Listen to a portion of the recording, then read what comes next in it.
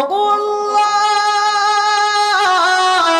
ওগো মালিক, যত গুনাহ করেছি, যত নাফরমানি করেছি, যত অন্যায় কাজ করেছি, আল্লাহ গো আমি তোমার কাছে তাওবা করলাম, তোমার কাছে ওয়াদাবদ্ধ হলাম।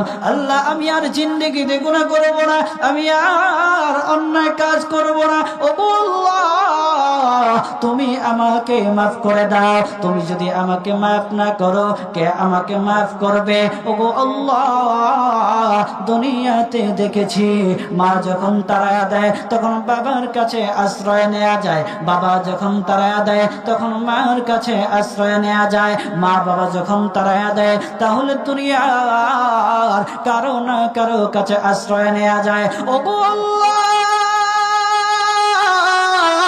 তুমি যদি আমাকে তাড়ায়া দাও তাহলে কোথায় যাব, কার কাছে যাব? দুনিয়ার কেউ না কেউ আশ্রয় দেওয়ার মতো আছে। তুমি তো আমাদের মালিক, তুমি তো আমার মালিক। তুমি যদি তাড়ায়া দাও তাহলে কারো কাছে আশ্রয় নেওয়ার মতো নাই। আল্লাহ গো তুমি আমাকে মাফ করে দাও।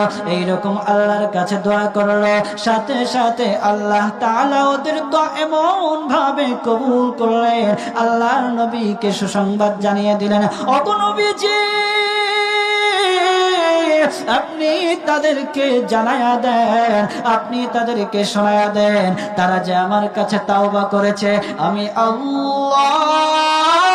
একটা জোরে ডাক দেন আল্লাহু আকবার, আরো জোরে ডাক দেন আল্লাহু আকবার।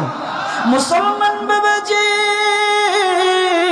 আল্লাহর নবী মুহাম্মদুর রাসূলুল্লাহ সাল্লাল্লাহু আলাইহি ওয়াসাল্লামকে আল্লাহ তাআলা সুসংবাদ জানিয়ে দিলেন, ওগো নবীজি আপনি তাদেরকে জানায়া দেন, তারা যে আমার কাছে মাফ চেয়েছে, আমার কাছে ওয়াদাবদ্ধ হয়েছে, আমি আল্লাহ তাআলা তাদের জিন্দেগির সব গুনাহগুলি মাফ করে দিলাম।